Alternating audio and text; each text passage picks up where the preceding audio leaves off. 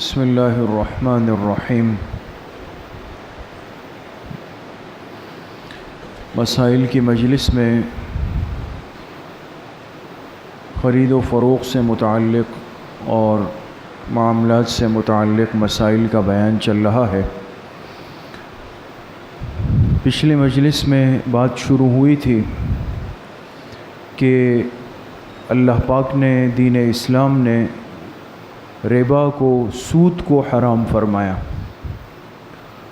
اور سود کی جو قباحتیں ہیں اور اس کے نتیجے میں جو اللہ کی ناراضگیاں ہیں اور اس پر جو اللہ پاک کی طرف سے عذاب ہے، وہ سب باتیں آپ کے سامنے ذکر ہوئی۔ اب ہمارے جو معاملات ہیں، کاروباری معاملات، یہ عام طور پہ 4 طرح کے ہوتے ہیں۔ بڑی اہم باتیں ہیں اور اس کو سمجھنا بے حد ضروری ہے۔ تو عام طور پہ ہمارے معاشرے اور ماحول میں 4 قسم کے معاملات یا لین دین کی ترتیب چلتی ہے۔ نمبر 1، سونے اور چاندی کی معاملات، خرید و فروخت ہماری کاروباری زندگی کا آج کا ایک بہت بڑا حصہ ہے۔ سونے چاندی کا کاروبار ہوتا ہے، جیولرز کا کاروبار ہے، کوئی اس کو بیچنے والا ہے، کوئی اس کو بنانے والا ہے، مختلف شکلیں اس میں چل رہی ہیں۔ دوسری صورت ہمارے ہاں جو کاروبار کی چلتی ہے وہ ان چیزوں کی ہے جس کو ہم تول کر، یعنی وزن کر کے بیچتے ہیں، جیسے آٹا ہے، چاول ہے، غلہ ہے، یہ ساری چیزیں تول کر، وزن کر کے بیچی جا رہی ہیں۔ تیسری قسم کی چیزیں وہ ہیں جو کہ کسی چیز سے ناپ کر بیچی جاتی، جیسے کپڑا ہے تو کپڑے کا بیچنا بکنا یہ ایک گز اور اس حساب سے ہوتا ہے، اس کا ایک ناپ ہے کہ 1 گز، 4 گز، 8 گز، 10 گز جو بھی ہے۔ اور چوتھی قسم کی چیزیں وہ ہوتی ہے جو گنتی کے حساب سے گن کر جو بیچی جاتی ہے، اور اس کی آسان مثال جیسے انڈے ہیں اور بعض خاص قسم کے پھل ہیں، کیلے وغیرہ ہے۔ تو رائج معاملات ہمارے ان 4 چیزوں میں زیادہ ہیں، یا تو سونے چاندی کے ذریعے سے معاملات طے ہوتے ہیں، یا پھر تول کر معاملات چلتے ہیں، یا ناپ کر معاملات ہوتے ہیں، یا پھر گن کر ہوتے ہیں۔ اب یہ ہمارے چاروں معاملات جو ہمارے مارکیٹوں میں، تجارتی منڈیوں میں، ہماری ملازمتوں میں شامل ہے، اس میں ایک مسلمان سود کی لعنت سے بچ جائے۔ یہ اصل سمجھنے کی بات یہ ہے۔ سونے چاندی کا کام کرنے والے یا سونے چاندی کی خرید و فروخت کرنے والے، وہ خدا نخواستہ کوئی ایسا معاملہ آپس میں نہ کر دے جس کی وجہ سے وہ گناہ کے مرتکب ہو جائے۔ اس لیے آج کی مجلس میں ہم بات کریں گے جو پہلی شکل ہے، یعنی سونے اور چاندی کی خرید و فروخت سے متعلق اس کے جو اصول ہے، اس کے جو ضوابط ہے، جو شریعت نے طے فرمائے ہیں، انشاءاللہ اس سے متعلق کچھ بات آپ کے سامنے ہوگی۔ اس سے پہلے ایک بات بنیادی طور پہ سمجھ لیں، ایک اصولی بات، کہ اس دین میں ثمن حقیقی، یعنی حقیقتاً جس چیز کو دین اسلام نے ثمن کہتے ہیں قیمت کو، ثا کے ساتھ، ثا میم اور نون، ثمن کہتے ہیں کسی بھی چیز کی قیمت کو۔ ثمن حقیقی جو ہے وہ 2 چیزیں یاد رکھیں، وہ سونا اور چاندی ہے۔ اور آپ حضرات یقیناً پڑھا لکھا طبقہ ہے، ہم سے زیادہ جانتے ہیں کہ آج پوری دنیا کی جو معیشت ہے، اگرچہ ہم کرنسی کے دور میں چل رہے ہیں، کاغذ کی بنی ہوئی کرنسی ہے، ہمارے روپے، کئی ڈالر ہے، کئی درہم ہے، کئی ریال ہے، کئی دینار ہے، جو بھی ہے، لیکن اس کے باوجود بھی آپ حضرات اس سے اچھی طرح واقف ہوں گے کہ کسی بھی ملک کی کرنسی کا دار و مدار اس کے پاس موجود سونے کے ذخائر سے ہوتا ہے، کہ اس حکومت کے پاس کتنی مقدار میں سونا موجود ہے، سونا، اور اس سونے کی بنیاد پر آگے کرنسی وجود میں آتی ہے۔ اب یہ الگ بات ہے، یہ تو معیشت کی اور معاشیات کے ماہرین جانتے ہیں کہ آیا واقعی کسی ملک کے پاس سونا اتنا ہے جتنی وہ کرنسی بنا رہا ہے، نہیں بنا رہا. یہ تو بہرحال ایک مشکل باتیں جو شاید ہماری سمجھ کی نہ ہو، لیکن اتنی بات میرے دوستوں بزرگوں سمجھ لیں کہ آج بھی جو ہمارے پاس پیسے ہیں نا، آپ ہر ساتھی کے جیب میں کچھ نہ کچھ پیسے ہوں گے، 1000 5000 600 800 100. تو یہ ملک جو کرنسی، اسٹیٹ بینک جو کرنسی بنا کر ہر سال اس کی ایک ترتیب ہوتی ہے، تو یہ ایسا نہیں ہے کہ دل میں آئے چلو جی مشین چلا دیں اور مشین چل گئی اور اتنے نوٹ بن گئے. ہم تو یہی سمجھتے ہیں کہ شاید ایک ایسی مشین ہے کسی کے پاس کہ صبح اٹھا اس کا دل آیا کہ یار آج اتنے کروڑ چھاپ دینے چاہیے، وہ اس نے چھاپ دیے. ایسا نہیں، بلکہ اس میں اس بات کو دیکھا جاتا ہے کہ ہمارے خزانے میں، یعنی ایک سرکاری جو ترتیب ہے اس میں کتنا سونے کے ذخائر کتنے موجود ہیں، اس بنیاد پر قانونی طور پہ وہ آگے کرنسی کو بنا سکتے ہیں. لیکن اب آیا اس ترتیب پہ عمل ہے نہیں ہے، وہ ہماری بحث سے خارج ہے. لیکن آپ حضرات ایک بات آج کی مجلس میں بنیادی طور پہ سمجھ لیں کہ دین اسلام میں جس کے ہم ماننے والے ہیں اور جس پر ہماری بنیاد ہے، ہمارے ہاں ثمن حقیقی کتنی چیزیں ہیں؟ 2 چیزیں، سونا ہے اور چاندی ہے. اب سمجھ گیا؟ ثمن حقیقی یعنی حقیقتاً اگر کسی چیز کو قیمت قرار دیا جا سکے تو وہ یا سونا ہے یا پھر وہ چاندی ہے. آپ اس کی ایک آسان مثال سمجھ لیں. جیسے آج کل حفاظت کے لیے لوگ کیا کرتے ہیں، چیک بنا دیتے ہیں. چیک بک ہوتی ہے نا. اب کسی سے آپ نے کوئی چیز لی اور آپ نے کہا یار 1 لاکھ روپے کون جیب میں لے کے جائے گا، تو آپ نے چیک بک نکالی، 1 لاکھ کی رسید بنائی، چیک بنایا، اپنے سگنیچر کیے، پھاڑ کے اس کو دے دیا کہ جی یہ آپ وصول کر لیں. اب آپ بتائیں کہ یہ جو چیک ہے یہ ایک کاغذ کا ٹکڑا ہے، یہ عام کاغذ ہے یا اس کی کوئی اہمیت ہے؟ اس کی اہمیت ہے، لیکن اس کی اہمیت ضرور ہے، لیکن یہ اس آدمی کے کام کا کب بنے گا؟ جب یہ جا کے اس کو بینک سے کیش کروائے گا. تو ایک اعتبار سے اس کی حیثیت ہے بھی اور ایک اعتبار سے اس کی حیثیت نہیں بھی ہے. حیثیت تو اس اعتبار سے کہ عام کاغذ نہیں ہے، اس پہ سگنیچر ہوئے، لکھا ہوا ہے، یہ بڑی مفید چیز ہے. لیکن بے حیثیت اس لیے کہ یہ آدمی جب تک بینک نہیں جائے گا تو یہ اس کے لیے ایک کاغذ کا ٹکڑا ہے، یہ اس سے کچھ بھی نہیں کر سکتا ہے.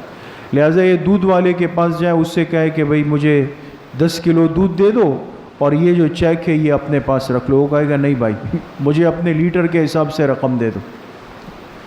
تو اب دیکھیں جس طرح ایک رقم کے لیے ایک چیک بنتا ہے، اسی طریقے سے میرے اور آپ کے پاس، پورے پاکستان کے لوگوں کے پاس جو نوٹ ہے نا جیبوں میں، کاغذ کے نوٹ، یہ حقیقت میں یہ نوٹ علامت ہے پیچھے خزانے میں موجود اس سونے اور چاندی کے لیے. تو ایک بات یہ آپ لوگ بہرحال ابتداً ذہن میں رکھ لیں کہ ثمن حقیقی، حقیقتاً جو چیز ثمن قیمت بن سکتی ہے وہ یا سونا ہے یا پھر چاندی. اس لیے سونے چاندی سے متعلق جو مسائل ہے وہ کچھ نازک بھی ہے اور احتیاط کے متقاضی بھی ہے، وہ آج کی مجلس میں انشاءاللہ کچھ عرض کرتے ہیں. اچھا، سب سے پہلی بات تو یہ ہے کہ سونا یہ ایک سمن ہے اور چاندی ایک سمن ہے. ایک دھات یہ ہے، ایک دھات یہ ہے. اگر سونے کو سونے کے بدلے میں بیچا جائے یا چاندی کو چاندی کے بدلے میں بیچا جائے، بہت غور سے سنیں، سونے کو سونے کے بدلے میں بیچا جائے. عام ہے ہمارے ہاں مستورات کے پاس زیورات ہوتے ہیں، کہتے ہیں یہ تو بہت پرانا ڈیزائن ہو گیا، لہٰذا کوئی نیا ڈیزائن پسند آیا، جیولرز کی دکان پہ گئی اور ان سے کہا کہ یہ میرا والا زیور لے لیں اور مجھے وہ والا ڈیزائن دے دے. یہ عام ہے یا نہیں ہے؟ ہے نا. تو سونے کے بدلے میں سونا ہو رہا ہے، ٹھیک ہے. یا آپ اس طرح چاندی لے لیں کہ ایک عورت کے پاس چاندی کا کوئی زیور ہے، انگوٹھی ہے، ہار ہے، جو بھی ہے، اس نے وہ لیا اور جا کے چاندی والے سے کہا کہ بھئی یہ لے کر مجھے اس کے بدلے میں فلاں والا ڈیزائن دے دیں۔ تو پہلا مسئلہ یہ ہے کہ اگر سونا سونے کے بدلے میں ہو یا چاندی چاندی کے بدلے میں ہو تو دو باتیں ضروری ہیں۔ کتنی باتیں؟ دو باتیں، صحیح حدیث سے، لا تبیع الذهب بالذهب ولا الفضة بالفضة الا يدا بيد ومثلا بمثل۔ آپ علیہ الصلوۃ والسلام نے 6 چیزیں بیان فرمائی، میں نے اس میں سے 2 کا ذکر کیا جو اس وقت ہماری مجلس میں ہے۔ آپ نے فرمایا سونے کو سونے کے بدلے میں اور چاندی کو چاندی کے بدلے میں نہیں بیچ سکتے مگر 2 شرطوں کے ساتھ۔ وہ 2 شرطیں کیا ہیں؟ پہلی شرط یہ ہے مثلاً بمثلٍ، کہ دونوں برابر سرابر ہونے چاہیے، فرق نہیں ہو۔ یہ نہیں ہے کہ آپ نے جو دیا یہ زیور 3 تولے کا ہے اور اس کے عوض وہ جو سامنے والا دے رہا ہے وہ 2.5 تولے کا ہے، فرق آ گیا نا۔ اب چاہے وہ دکاندار کہے کہ جی ہمارے پاس بالکل لیٹسٹ نیا فیشن آیا ہوا ہے، ڈیزائن آیا ہوا ہے، لہٰذا میں آدھا تولہ اس میں سے کاٹوں گا، نہیں ہو سکتا۔ کچھ بھی ہو جائے، سونا جب سونے کے بدلے میں آئے گا تو اس میں مثلاً بمثلٍ یعنی بالکل برابر سرابر ہونا شرط ہے۔ جتنے وزن کا یہ ہے اتنے وزن کا وہ ہونا چاہیے، ایک۔ اور دوسری شرط فرمائی یدم بیدن، ہاتھ در ہاتھ ہو، اس میں ادھاری نہیں ہوگی۔ یہ معاملہ ادھاری کا نہیں ہوگا کہ ایک نے آپ نے دے دیا اور اس نے کہا کہ آپ کل آؤ، نہیں، ہاتھ در ہاتھ، آپ نے دیا اس نے آپ کو دیا، آپ نے وصول کر لیا۔ اگر وہ کہے کہ جی ابھی میرا والا تیار نہیں ہے تو پھر آپ اپنا والا اٹھا لیں، جو وقت آپ کو وہ بلائے تو پھر آپ لے جا کے اس کو دیں اور اس سے اس کا والا وصول کر لیں۔ آپ سمجھ گئے اس بات کو؟ تو سونے اور چاندی میں اگر سونے کی خرید و فروخت سونے کے بدلے میں ہو یا چاندی کی خرید و فروخت چاندی کے بدلے میں ہو تو کتنی باتوں کا لحاظ رکھنا ضروری ہے؟ 2 باتوں کا۔ پہلی بات کیا عرض کی کہ دونوں کیا ہونے چاہیے؟ برابر سرابر، دونوں کے وزن میں فرق نہیں ہو، 1 کیرٹ کا فرق بھی نہیں ہونا چاہیے۔ اور دوسری شرط یہ کہ یدم بیدن ہو، ہاتھ در ہاتھ کا معاملہ ہو، ادھار کے ساتھ سونے اور چاندی کی بے نہیں ہو سکتی ہے دوستوں۔ یہ بات سمجھ گئے آپ لوگ؟ اب دوسرے مسئلے میں آئے۔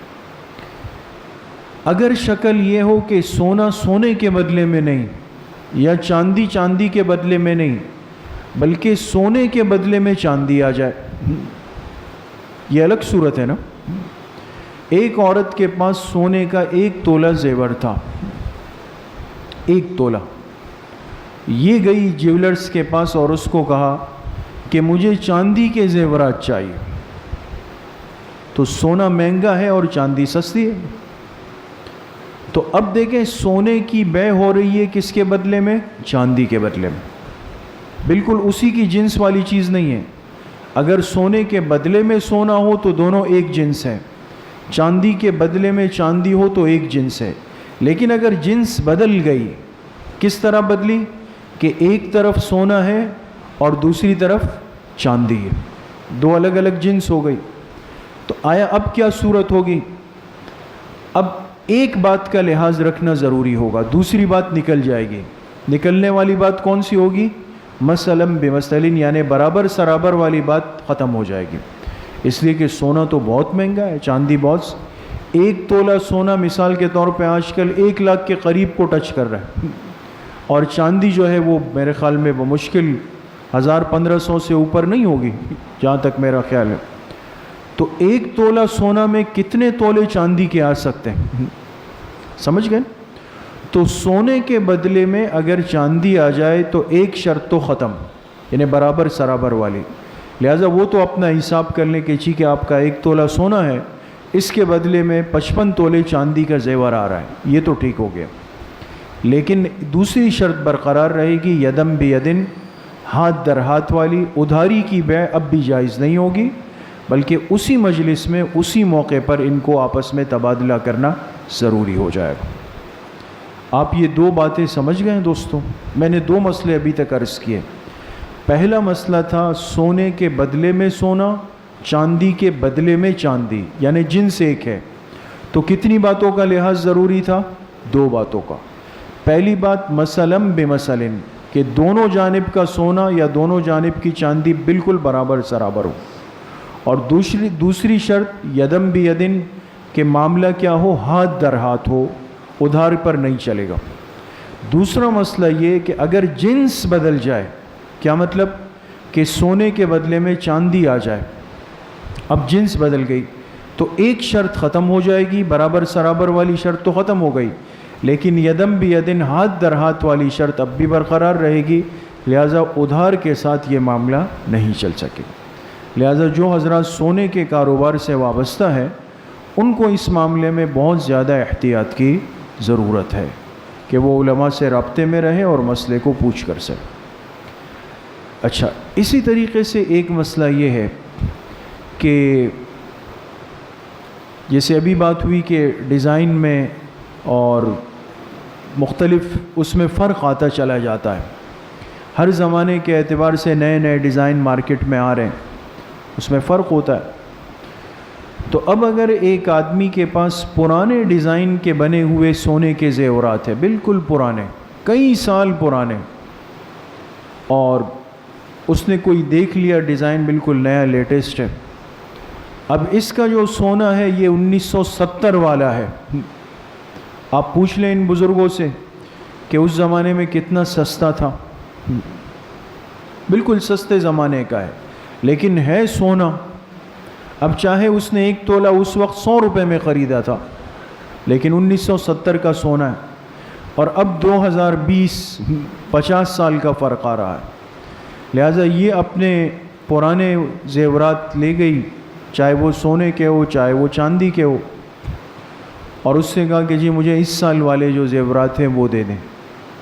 تو اس نے کہا بھائی یہ تو بہت پرانا ہے اور پرانا ڈیزائن ہے اور یہ ہے اور وہ ہے اور فلاں ہے، تو لہٰذا اگر آپ نیا ڈیزائن لینا چاہتی ہیں تو آپ کو اس کے اوپر اتنے پیسے بھی دینے پڑیں گے۔ آپ سمجھ گئے؟ تو اب اس صورت میں کیا کرنا چاہیے؟ یہ مسئلہ تو آپ سمجھ گئے کہ جب سونے کے بدلے میں سونا آ رہا ہے تو کیا ہونا چاہیے؟ برابری ہونی چاہیے۔ تو اب علماء نے اس کا حل کیا بتایا؟ دیکھیں مسئلہ سمجھیں، بالکل آسان ہے۔ اگر کسی شخص کو یا مستورات کا مسئلہ زیادہ ہے کہ ان کے پاس پرانے ڈیزائن ہیں، پرانے زیورات ہیں، اور ان کو کوئی نئے ڈیزائن کے زیورات لینے ہیں، اور دکاندار اس کے اوپر پیسے مانگے تو سود ہو جائے گا۔ اس کی شکل علماء نے یہ لکھی کہ یہ شخص یا یہ عورت جا کے اپنے پہلے ان پرانے زیورات کو اس کو قیمتاً بیچ دے، دکاندار سے کہ بھائی اس کے ریٹ لگائے، وہ لوگ اسی وقت ان کے پاس جو کانٹا ہوتا ہے اس میں تول لیں گے، بھائی اتنا اتنا اتنا ہے، اچھا جی کتنے کے جائیں گے؟ کہ یہ آپ کے زیورات کل جو ہے یہ 88,000 روپے کے، آپ ٹھیک ہے میں نے بیچ دیا آپ، ٹھیک ہے 88,000 روپے آپ لے لیں ان سے، یہ ہو گیا معاملہ ختم۔ اب جو آپ کو زیورات پسند ہے اس کے بارے میں پوچھے، جی وہ جو لینا تھا وہ کتنے کا ہے؟ اس نے کہا جی وہ تو 1,10,000 کا ہے، آپ کے پاس 88,000 روپے ہیں، وہ 1,10,000 کا ہے، یعنی 22,000 روپے اوپر دینے، کوئی ٹینشن نہیں، آپ اس میں اب اپنے 22,000 روپے گھر سے لا کر ملا لیں اور 1,10,000 میں جا کے وہ والے زیورات خرید لیں، معاملہ بالکل صاف اور کلیئر ہو جائے گا۔ تو حل ہوتا ہے بعض دفعہ نکلنے کا، لیکن یہ کہ تھوڑا سا اس میں سمجھنا پڑتا ہے۔ اچھا، اسی طریقے سے ایک اہم مسئلہ یہ کہ اگر کوئی شخص سونا چاندی کے زیورات خریدنے جائیں اور پیسوں کے عوض میں، آج کل تو یہی ہے نا کہ شادی کے لیے بچیوں کے لیے زیورات لینے، سیٹ لینے، ہار لینا ہے، یہ لینا ہے وہ لینا ہے، تو جا کے سیٹ پسند کیا اور اس کے بدلے میں آپ کو پیسے یعنی رقم دینی ہے کہ جی یہ 4 تولے کا پورا سیٹ ہے اور اس کی رقم کتنی ہے؟ تو اس نے کہا جی اس کی رقم 3,60,000 روپے، ٹھیک ہے۔ تو اس میں دیکھیں اب مسئلہ سمجھیں، اگر سونے چاندی کے زیورات رقم کے عوض لیے جائیں بالکل لے سکتے ہیں، کوئی مسئلہ نہیں، لیکن یہ ضروری ہے کہ اس معاملے میں ادھار نہیں ہو سکتا، ادھاری یہاں نہیں چلے گی۔ جیسے بعض دفعہ ہوتا ہے نا کہ آپ کے پیسے کم نکل آئیں اور آپ کے پاس 20,000 روپے کم تھے، آپ نے کہا یار ابھی 3,40,000 لے لیں، سیٹ دے دیں اور جو ہے نا میں کل آپ کو بھجوا دوں گا۔ بظاہر تو یہ شکل بہت صاف لگ رہی ہے کہ ایسا معاملہ، لیکن یاد رکھیں کہ اس میں ادھاری نہیں ہو سکتی ہے۔ اب کیا شکل اس کے لیے اختیار کریں؟ میں پہلے بھی کئی دفعہ اپنے ساتھ پیش آنے والے ایک واقعہ عرض کر چکا ہوں بیانات میں، اور اس سے یہ بات بھی سمجھ میں آتی ہے کہ ہمارے کاروباری حضرات کو علماء کی صحبت میں رہنا چاہیے، تو بڑے باریک اور گہرے مسائل حل ہو جاتے ہیں۔ ایک دفعہ گھر والوں کے ساتھ جانا ہوا، کوئی تقریب تھی، کچھ زیورات لینے تھے۔ اب جن کے پاس گئے ان سے ایک بڑا خاندانی پرانا تعلق ہے، اور کراچی میں بہت نیک لوگ ہیں، آپ حضرات بھی یقیناً واقف ہوں گے، تو سونے کے کاروبار سے وابستہ ہے۔ تو جو گھر والوں نے جو چیز پسند کی وہ سمجھ میں آ گئی، لے لی۔ اس نے جو حساب کتاب کیا، سب کیا، اس میں چند ہزار روپے، غالباً 3,500 یا 4,000 روپے کم تھے ہمارے پاس، لیکن ان سے تعلق اس درجے کا تھا کہ یہ گمان بھی نہیں تھا کہ کوئی منع کریں گے، اور نہ وہ کر سکتے تھے، وہ ایک خاندانی تعلق تھا ان سے۔ لیکن چونکہ مسئلے سے تو واقفیت تھی مجھے کہ بھئی ظاہری سی بات ہے کہ اب 3,500-4,000 روپے کم ہیں، تو اب میں اگر ان سے یہ کہوں کہ جی آپ مجھے سامان دے دیں اور میں آپ کو کل بھجوا دوں یا شام کو بھجوا دوں، تو یہ منع تو نہیں کریں گے، تعلق ہے، لیکن جائز نہیں ہے ادھار کے ساتھ کرنا۔ اب میں اسی سوچ میں تھا نا، اب آپ کو جو بات سمجھانی، تو میں نے ان سے کہا حاجی صاحب آپ ایسا کریں، یہ رکھ لیں، میں شام کو انشاءاللہ پھر کسی طالب علم کے ساتھ آ کے آپ سے اٹھا لوں گا اور آپ کو۔ انہوں نے کہا کیوں؟ تو میں نے کہا وہ 3,500-4,000 روپے کم پڑ رہے ہیں۔ اب دیکھیں، انہوں نے کہا آپ کے پاس کم پڑ رہے ہیں جی۔ وہ گئے، اپنا دراز کھولا، اس میں سے وہ رقم جو کم پڑ رہی تھی وہ اٹھائی، مجھے دے دی، کہا یہ میں آپ کو قرضاً دے رہا ہوں۔ سمجھ رہے ہیں بات کو؟ کہا یہ میری طرف سے آپ کو قرضاً 4,000 روپے ہو گئے، یہ قرض ہو گیا، ٹھیک ہے، اب آپ ان کو اپنے پیسوں کے ساتھ ملا لیں۔ اب ملا لیے، پیسے پورے ہو گئے، کہا اب مجھے دے دیں، پورے ہو گئے، کہا اب یہ 3,500-4,000 روپے جو قرض ادھار کے ہیں نا، یہ آپ جب بھی مجھے پہنچا دیں۔ اتنا ایک فقہی باریک مسئلہ اس جیولرز کو کیسے معلوم ہوا؟ اس لیے معلوم ہوا کہ ان کا ایک بہت بڑے اللہ والے عالم سے تعلق ہے، اٹھنا بیٹھنا ہے، جو ہم جانتے ہیں، ان کی صحبت میں، ان سے جڑے ہوئے ہیں۔ اس کا یہ زندہ فائدہ اپنی آنکھوں سے دیکھا کہ دن رات سونے کا کام میں جڑا ہوا ایک خالص تاجر آدمی اتنے باریک فقہی مسئلے سے واقف تھا، مسئلہ حل ہو گیا۔ اب ظاہر سی بات ہے کہ اگر ایسا نہیں ہو، عام ہوگا، وہ کہے گا ٹھیک ہے کوئی مسئلہ نہیں بھئی، آپ ہمارے دوست ہو، میں آپ سے وہاں آ کے لے لوں گا، یہاں آ کے لے لوں گا، تو یہ چیزیں ہوتی ہیں۔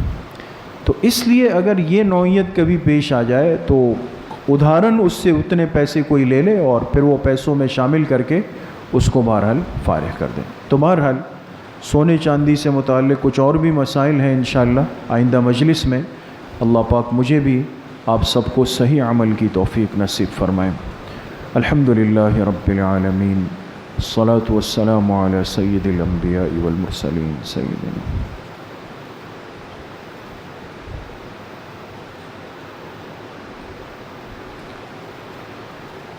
ہمارے بزرگ حضرت مولانا عزیز الرحمن ہزاروی صاحب، جو حضرت شیخ الحدیث صاحب رحمۃ اللہ علیہ کے بڑے خلفاء میں سے تھے، ان کا آج صبح انتقال ہوا ہے۔ دعا فرمائے اللہ پاک حضرت کی بال بال مغفرت فرمائے، اللہ ان کے درجات کو بلند فرمائے، ان کی برکات سے اللہ پاک امت کو کبھی محروم نہ فرمائے، اور یہ جس تیزی کے ساتھ ہمارے علماء اکابر اہل اللہ کی روانگی کا سلسلہ ہے، اللہ یہ فتنوں کے دور کی نشانی ہے۔ خدا نخواستہ ہم باقی مسلمان فتنوں کا شکار نہ ہو جائے۔ اے اللہ جتنے اکابر، جتنے بزرگ، جتنے اہل علم، جتنے دعوت کے بزرگ ہمارے باقی ہے، اللہ سب کی زندگیوں میں، سب کی صحت میں، سب کی عمر میں یا اللہ خوب خوب برکتیں نصیب فرما۔ اور اے اللہ ہمارے جتنے مسلمان بھائی بیمار ہے یا خدا نخواستہ اس وبائی مرض کا شکار ہے، اپنے شفا کو خزانوں سے یا اللہ سب کو شفائے کلی نصیب فرما۔ وصلی اللہ وسلم علی نبینا محمد وآلہ واصحابہ اجمعین برحمتہ.